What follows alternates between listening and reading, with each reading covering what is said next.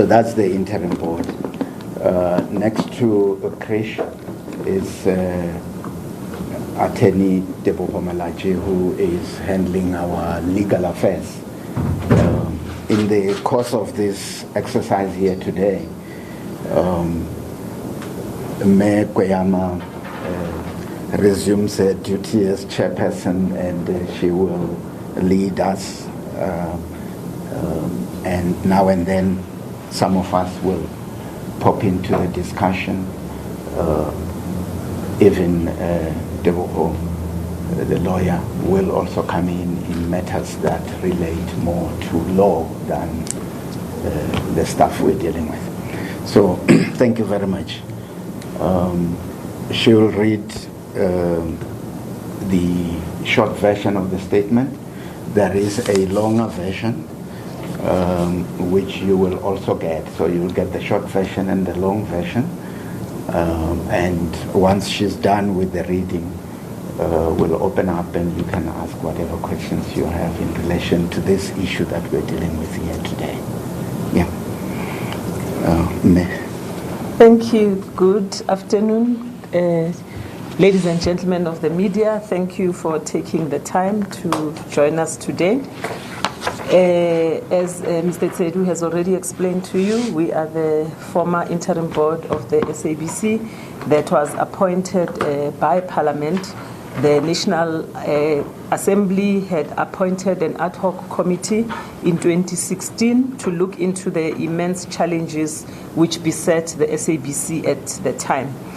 The challenges included subversion of processes, censorship, general corruption, and contracts that were not in the interest of the SABC. Some of these challenges are chronicled as, I quote, pathological corporate governance deficiencies. This is a statement from the then Public Protector report titled When Governance and Ethics Fails. Staff were dismissed at the SABC without due process. The interference in the news division was obvious for all to see. As a result of these issues, a number of boards had collapsed at the SABC and damage was done to the brand of the national broadcaster. The ad hoc committee made a number of recommendations. These included the appointment of an interim board, which would stabilize and oversee the cleanup of the SABC and start a process that could return the SABC to credible functionality. The interim board, as has been introduced to yourself, consisted of myself as chair, Mathatha Tsedu as deputy chair, Febe Potgieter-Qubule, Krish, Naidoo, and John Matisonn. We were appointed in April of 2017 and served until the term expired on September 30, 2017. When we arrived at the SABC, we found an institution riddled with corruption, which had become endemic and systemic.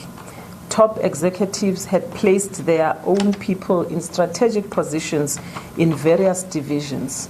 Of particular interest was the supply chain management department, which obviously was responsible for dishing out the tenders to preferred suppliers and cronies without following due process. At our arrival at the SABC, salaries were not assured because of the financial situation at the position of the SABC, and some service providers were not being paid. Among our first tasks was to negotiate with suppliers so that we could start paying them off and ensure that content was kept on air. In unraveling the network of corruption, the interim board had to rely on the same actors for information and advice, which led us to procuring a chartered accountant to advise the interim board and to vet financial information emanating from top executives because we could not trust it. By the time the interim board came in, the bid execution committee, the BEC, on this particular security tender had already been constituted and had processed the security tender for Auckland Park and recommended that Mjaeli should be appointed. The three companies were actually presented to the board, but Mjaeli and Mafuku scored 99% and 98.87% respectively. Mjaeli's tender was for 183 million rands over 5 years, and Mafuku was for 185 million for the same period. We discovered that the Mjaeli tender had been excluded twice before in the adjudication process, and each time that the company had been excluded, the tender was cancelled and reissued, in the end resulting in that company being recommended. And all the 2 times that it had been excluded was for failing to meet the requirements of the tender process. Before the matter served before the interim board in June of 2017, an informant brought to our attention a range of serious alleged irregularities with the tender. It was the interim board that then referred this security contract to the SIU and requested an extension of its mandate to enable it to investigate the matter. We now come to the SIU report that has been released and gave cause to the convening of this media conference. The members of the former interim board of the SABC have made the decision and have announced that we will take the report of the SIU on review for the following reasons. The SIU recommendations are fatally flawed legally and contain material errors of fact, including a simple matter such as when the matter was referred to the SIU. The interim board, during its tenure, when the allegations were made by whistleblowers, took those whistleblowers to the SIU and asked them to do the investigation. So it is incorrect that the matter was only handled after the interim board had left in March of 2018. The interim board at all times acted on legal advice, which clearly stated that it was not a rubber stamp. We constantly asked whether, when we are presented as a board with recommendations that have 3 names on it, are we expected to just say, yes, this is it, or are we expected to apply our mind? And we were advised that we are required to apply our mind and act on our best judgment in the best interest of the SABC. The Mjaeli tender had been rejected twice before the supply chain management recommended it at the last minute. The interim board conducted extensive discussions on the best interest of the SABC. Minutes of these discussions were kept, including a discussion of 8 pages. In conclusion, during its 6 months in office, the interim board worked diligently and for long hours and succeeded in cutting the annual loss suffered by the public broadcaster by about 500 million. All 5 members who served on the interim board are proud of our record of cleaning up corruption, saving public funds, and we will defend our reputations vigorously to the full extent of the law. We find it curious that all of the many corruption files which the interim board investigated and referred to of all those matters referred to the SIU, this is the only matter in which the SIU recommends criminal action. I thank you. And at this stage, as Mr. Tsedu has said, he will navigate our input into the rest of the conference. Thank you. So, do we have those copies? This one, yeah.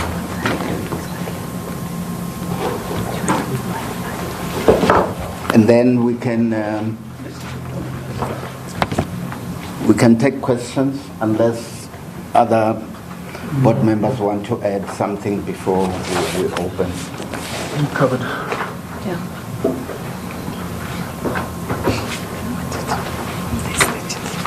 Hi. Brian Sokol from the Citizen.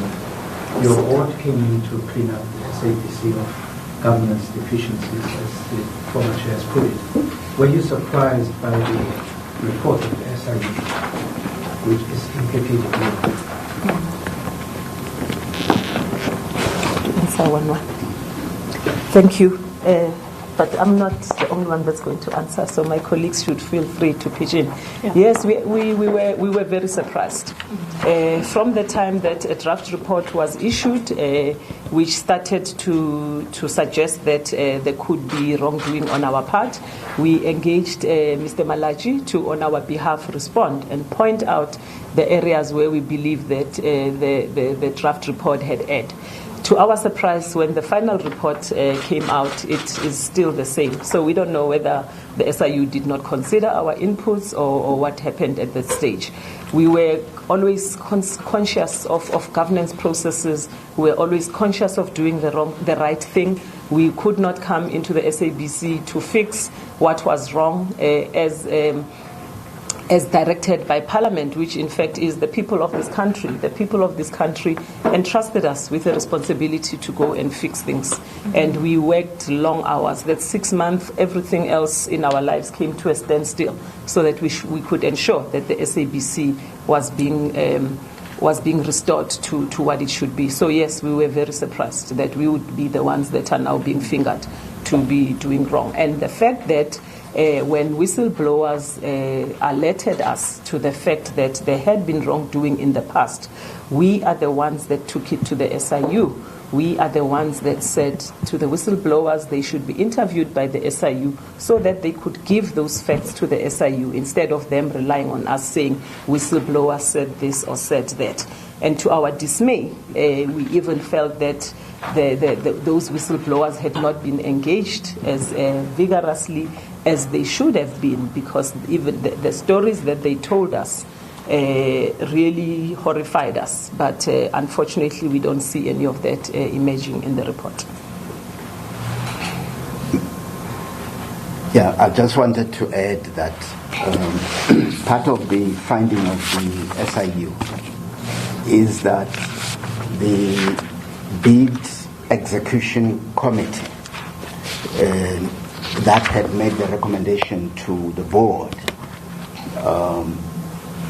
had been improperly constituted. And therefore, even the SIU is saying that recommendation that came before that board at that time was in itself flawed and shouldn't have been acted on because the constitution of the BEC was wrong.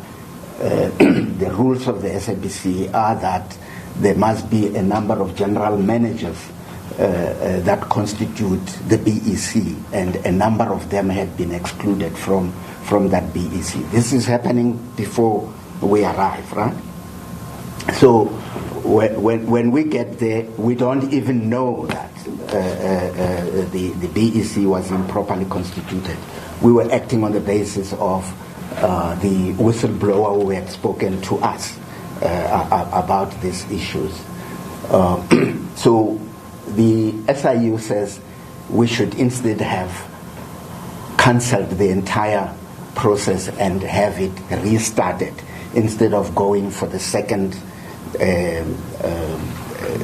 positioned tenderer.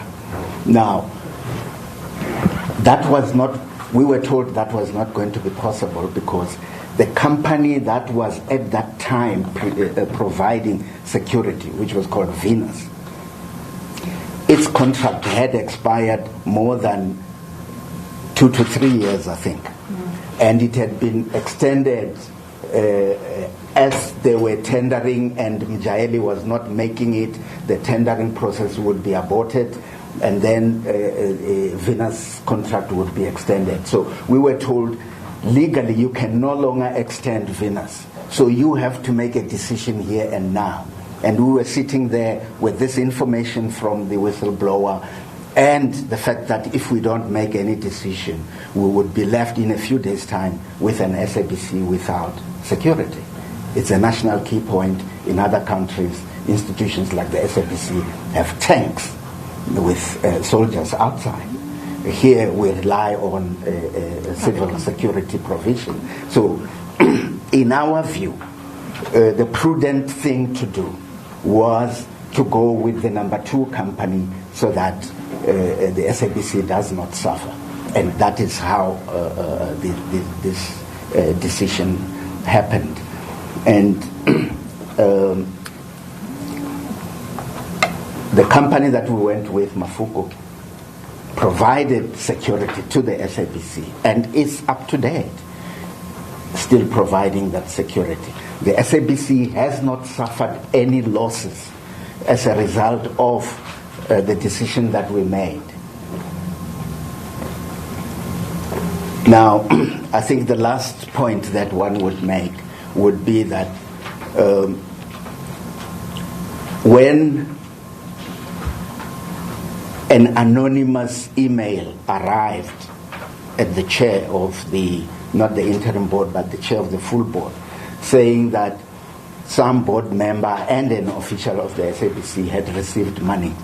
That too was referred to the SIU, and it was thoroughly investigated, and I assume you all have access to this report which the SABC has put on its website.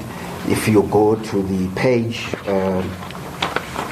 let me see the page, you will see that they went into a thorough investigation of this possibility of both the interim board members and staff members of the SABC being corrupt. And they went through, if you look at page 11 of the report, they went through ITC requests from TransUnion, information from the Financial Intelligence Center, telephone records, e-notice, and bank statements from financial institutions. All of those things were looked at by the SIU, and at the end of it all, they could not find that there was any corruption that had happened. So there is no corruption even in terms of the SIU. The SABC has not lost any money. So to go to your question, Brian, about whether we are surprised or not, here we are faced with a situation where if we don't provide security, we're going to leave the SABC without security. We take the prudent view, in our view at the time, that this was the correct way to go. And in the process, we are now the people who are seen to be so grossly wrong that we should be reported for criminal action and even being declared as delinquents. Yeah. I just want to add to what Mathatha said. You must not forget the fact that the five of us are non-executive directors. We don't work at the SABC. We go there from time to time for meetings.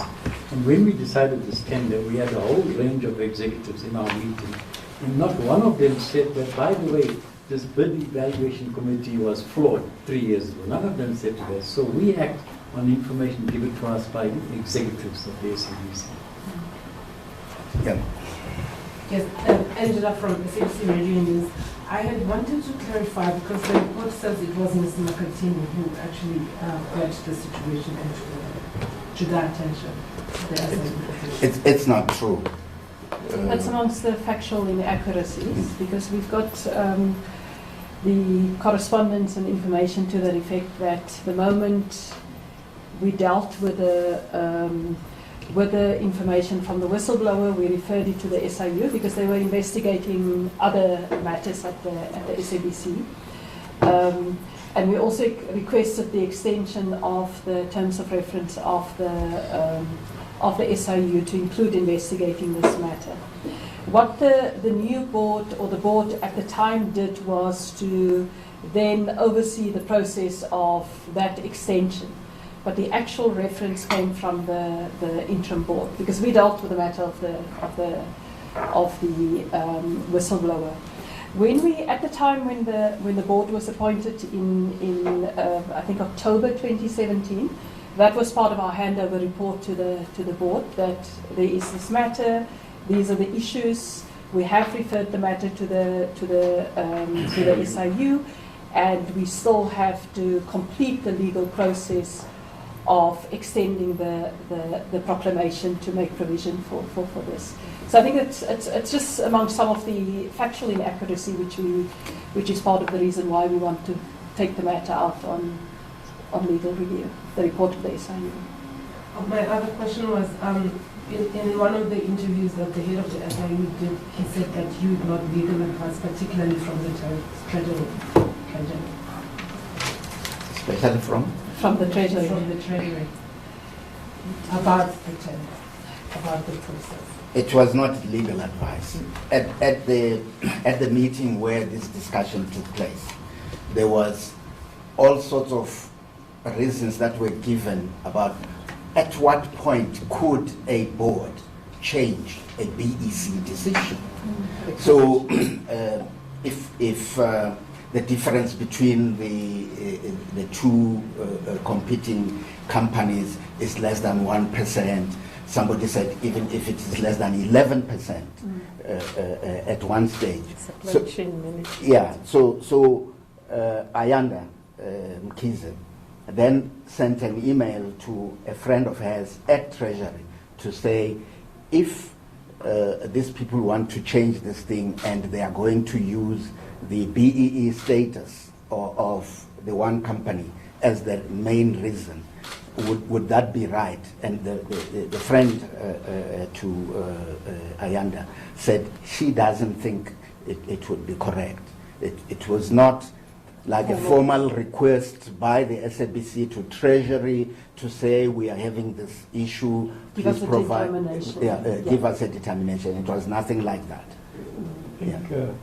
Just to add to that, at the meeting itself, we had the head of the SABC Legal Service in the meeting who made it absolutely clear that if the board found a rational basis to make its own decision and not follow the recommendation of the executives, we were free to do so. And unfortunately, Sizwe was killed a few months after that.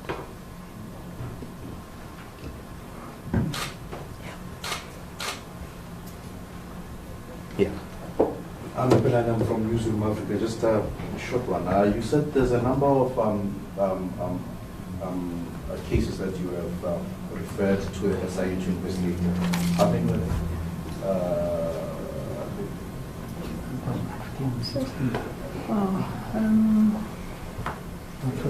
It was about 15. Krish was chairing the audit committee. It was at least 15 what we call suspect transactions that we referred in the initial proclamation, and the second proclamation we referred to the SIU was this particular security tender. Can I just add on that, because I was also on the audit committee. Before we referred things to the SIU, we had our own forensics people internally do investigations, and we felt they did good work. So when we handed those 15 or so over to the SIU in 2 years ago, they were already, these were things that had been investigated by the Public Protector and by Parliament, relating to TV licenses and other things, and also some of the senior executives of the SABC who were later left.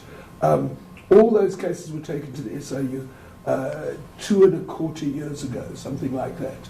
And many of them involved tens and hundreds of millions of rand that we felt SABC had been poorly served by. So we, obviously we hope that the SIU will come up with cases out of that, because as a state entity, we were told we must, when we have these cases, we must hand them over to the SIU. That's how you do it. The SIU will then pursue it and investigate and take the matter forward criminally or civilly. So we hope those things happen speedily. And just to add, although I've resigned from the SABC board in December, I'm still assisting the SABC board, the SIU, with investigations around the SABC. I spent about 3 or 4 days last week finalizing an opinion for them on a particular large contract, a 500 million rand contract. And tomorrow I'm meeting the lawyers of the SIU to look at other transactions, suspect transactions about the SABC. So the point I'm making is that, we're not taking umbrage against the institution itself. We are, as committed citizens, want to continue helping the SIU to get the rot out of the SABC. So this is nothing personal, this is just professional. I was going to add that, as my colleagues have said, we were appointed by Parliament, and that ad hoc committee report had a number of areas that they had already identified through the hearings that had happened at the SABC. And those reports were investigated by ourselves with the forensic department. We handed them over to the SIU for investigation. In addition to that, the concern that we have is that none of those identified by Parliament, by ad hoc committee, and in those reports, there were boards, there were executive. We are not aware of any that have been referred for criminal investigation, even though in the public domain, in Parliament, they were already identified at that stage as having been grossly corrupt and have led to people that have been dismissed at the SABC, including by ourselves. You know, we started the process of cleaning out. We dismissed people who, the acting COO at the time, the acting CEO at the time, who were all implicated. We referred them to even the professional institutions for discipline. We have not seen the SIU say any of that, which to us should say that the people who were working at the SABC were responsible for the daily management of those should be referred as well. I just wanted to check whether the case today in the Labour Court where the SABC wants a review of people's positions, whether that is one of the cases that you did. Yes, ma'am. So the public protector had identified a number of people who were irregularly appointed in the main by Mr. Motsoeneng. And we investigated all those through our forensic department. We handed them over to the SIU. And only now are they coming to court to be set aside as regular appointments. But they come from the past. They're not new cases. In fact, if you look at the ad hoc committee report, there were 22 actionables that the interim board was supposed to deal with. And on a regular basis, we went back to the portfolio committee in Parliament to say this is how far we are, this is how far we are. And by the end of the 6 months, we had done everything that was in our power. Some of the things that they had wanted us to do was not in our power. For example, disciplining Minister Mutambi. That's Parliament's responsibility. So we just said to them, this one, it's your own baby. But for those things that were referred to us and the companies that were identified by the ad hoc committee, all of those, we went after them and did whatever was necessary. And at all times, as we say in this statement, everything that was done was being done in the interest of the SABC and to ensure that the institution does not suffer any financial loss. And we maintain even here now that the SABC has not suffered any loss as a result of the actions that we did and the decisions that we took. Even though you are appointed in that you perform your fiduciary duties according to what would have been expected of the law. The recommendations of the report is going to be the fact that you must be declared as delinquent. Surely they would have serious consequences, especially given the responsibility of some of you. What is your immediate course of action in terms of trying to ensure that that doesn't harm you, in terms of your roles and the reputational luggage that comes with such declarations and recommendations? Well, let me handle that one. As I've said previously, I mean that it's a startling recommendation because put at its elementary, for South Africans to understand, before you declare a delinquent director, there must be certain things that you have done which are defined in terms of the Companies Act itself. So to give you an example, you must have grossly abused your position as a director. You must have taken personal advantage of opportunities that were supposed to be company opportunities and you appropriate them to yourself. You must have intentionally or by gross negligence inflicted harm on the company. So you must ask yourself, in what possible way, and read that report, and show me a fact that suggests that any of these factors exist. There are none. And to our mind, it's one of the most fundamentally flawed findings and conclusions of the report. But it indicts them in a manner that leaves them with no option, to answer your question, but to take up the report on review and say, court, please do declare that none of these findings on fact support, as a matter of law, a finding that the directors of the interim board will delinquent. And it's really as simple as that, at its most elementary. Is this on an urgent basis, or is it something that we will just wait for it to go through the process? Well, process-wise, remember the report must be reviewed and set aside. And once that is done, then it's of no force in effect. But there is a pending matter in which the SIU intends to introduce this report.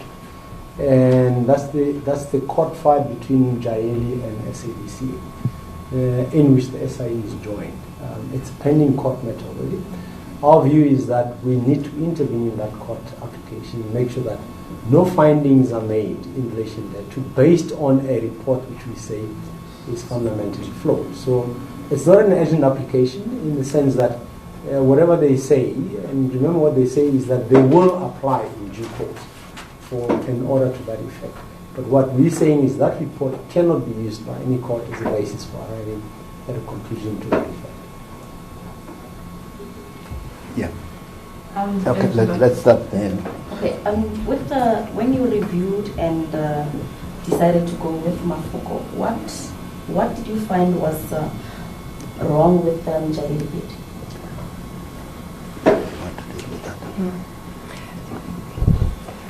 There were a few issues that were brought to our attention by the whistleblower. The first one was the fact that for the first time we were told, and that wasn't by the executives, that this matter served not just once, but this is the third time that the matter were brought to us, and on the previous two occasions the company in question did not make it, didn't meet the requirement. The second one is that there were allegations made about interference with the process. For example, the safe where the bid documents were held was alleged to have been opened not in the presence of the head of supply chain management, and that's not supposed to happen. So that was part of the reasons for making that decision, to then look at the three names that were presented to us. The board also looked at the difference between the offers made. For example, in our statement, the price that's been provided, all three companies, of course, passed the requirements. The price was a difference of 183 to 185, so there wasn't such a huge price difference between number one and number two. And then the score as well was, the one scored 99%, the other one scored 98.87%, so it's a 13% difference in the scoring. 0.13 difference in that. So a combination of the fact that, one, there was this information that we had from the whistleblower, which we referred to the SIU, and the second issue that there weren't that much difference between the two, number one and number two. On the basis of that, the board then, after deliberations, and also the question that Mathatha earlier raised about the need to make sure that we do security for the SABC. You may recall at the time, it was also the time when you had the attacks on journalists in Limpopo, and particularly SABC journalists, and we thought that it would have been remiss for us not to have a security company that looks after the affairs of the SABC when journalists face those kind of threats. So that was the context. The other, sorry, I was just going to say the other thing is that once we reviewed all the issues and all the point scoring, we found that BEE-wise, Mafoko was higher and Majiela was lower. So there were, we took account of a whole range of issues. And we should add, and I think it also appears in the SIU report, that there was visible alteration of scores during the tender process, and the documents that were presented to us. So even that final score, we just didn't know how much had been changed because there had been some TPEX out, others had been scratched out and redone.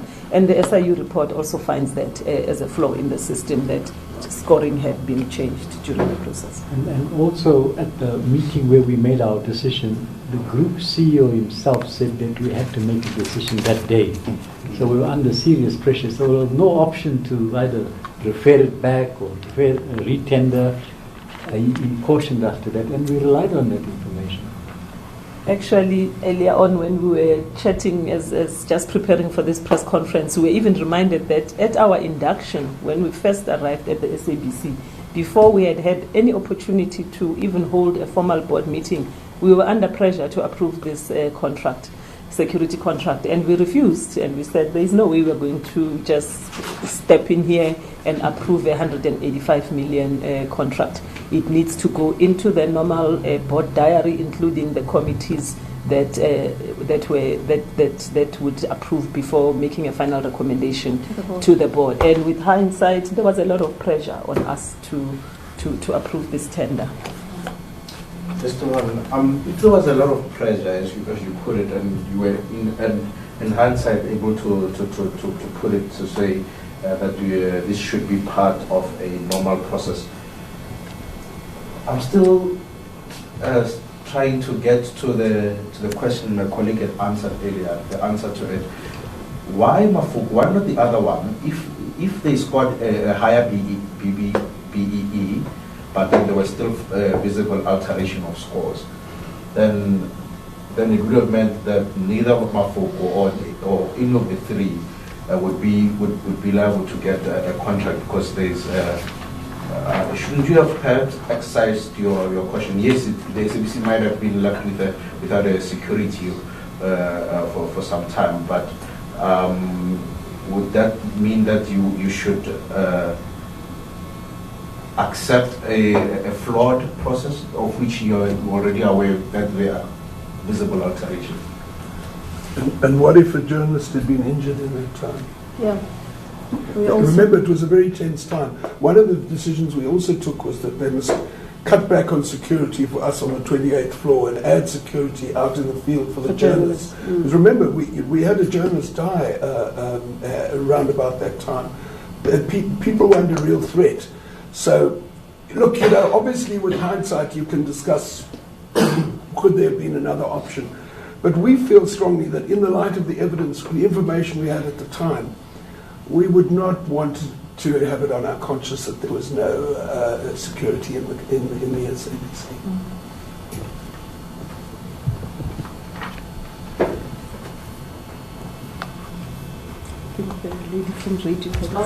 I wanted to ask, so what would it mean for you if we had declared what would the result be for you? We're not even going there. We are not delinquent. And this is our attorney's role. But he mentioned some of the conditions that have to exist before you can be declared delinquent. A financial personal benefit. In the SIU report itself, it has shown via the investigation that they did that there was no personal benefit to ourselves. Gross negligence. We were not grossly negligent. Instead, we acted in the best interest of the SABC by ensuring that it is secured. And if you take all the other reports and the allegations of corruption and bribery that we received, we did the best for the SABC to ensure that that regime doesn't continue. It says willful misconduct. There are records of deliberations we had at board meetings that show that we applied our minds properly and we took legal advice from the SABC. It says you should be reckless. This is the opposite of reckless, because reckless is also leaving the SABC unprotected, and one of the other ones is corruption, which the SIU has already made a ruling on, that there was no corruption on our part. But her question would have to be answered by Tsedu. This is just the personal one.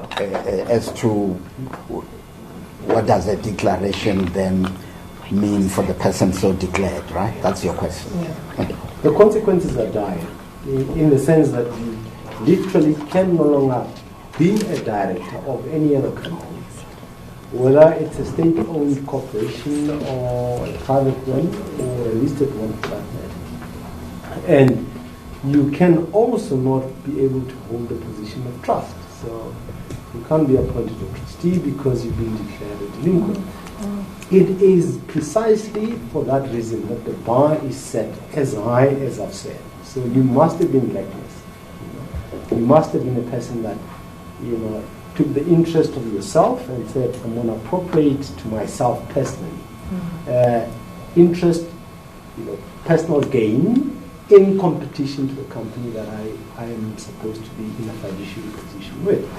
And you must have been grossly negligent in the sense that, it's not only negligence, we all make mistakes one day or another, but you must have been grossly negligent. And gross means really, honestly, anybody looking at you says, no, this is not possible. And this is the worst form of a mistake that you could have made. So the consequences are dire, and that's why the standard is that high. And that is why we say the findings and remedial action, if I can call it that, of the SIU is unfounded. Read the report, and in due course you'll have access, I suppose, through the public records to the deliberations that the board had at the time and the record that's served before them. There is no single factual finding in this report that supports any of those grounds. It is just a statement made, we intend to apply for delinquency. That's it. That's the upshot of what they say in the report. And that we think it's very unfair because it leaves a sense out there in the public that the interim board did something so grossly negligent, reckless, they acted for their own personal benefit, and all of those requirements, or some of them, have been met, and therefore that an application is indicating. And we say, there's none. Just read the report. It's 13 pages. And you show me one paragraph where you can say, there's gross behavior, gross negligence, there's recklessness, there is personal gain. None. And I was going to add that this security tender was discussed by the SABC subcommittee and by the board. Now those minutes should be released to the public. If the SABC is serious about transparency and honest, good corporate governance, there's nothing confidential about it. Release it to the public so that discerning media can come to its own conclusion rather than wait, rely on what we say here. Release it to the public.